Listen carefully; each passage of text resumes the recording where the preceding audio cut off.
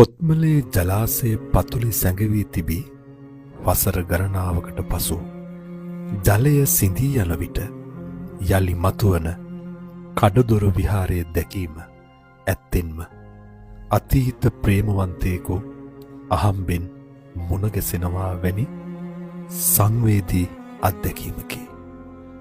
එහි තිබෙන්නේ සොඳුරු මතකයන් සහ කාලයේ විසින් යටපත් කරන ලද වේදනාවන් මුසූ හැඟීමකි. ජලාශයේ හිඳෙන විට මතුවන කඩදොර විහාරය නිකම්ම ගොඩනැගිල්ලක් නොවේ.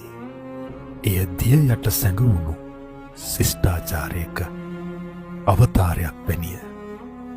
එය මතු වූ විට මිනිසුන් වැඳ වැටෙන්නේ බුදු පිළිමයකට වඩා තමන්ට අහිමි වූ තමන්ගෙම අතීතයටයි. මේ මතුවන්නේ දසක 4කට කලින් රටක් වෙනුවෙන් තමන්ගේ උපන්බිම දියට බිලිදුන්නු මිනිසුන්ගේ හදගැස්මයි. ජලය පැස යන විට මතුවන ඒ නටබුන් දෙස බලන විට දැනෙන්නේ පරණ ආදරයක් නැවත හමු වූවක් වැනි හැඟීමකි. මතකය සුන්දර වුවත් එහි ඇත්තේ කිව නොහැකි වේදනාවකි.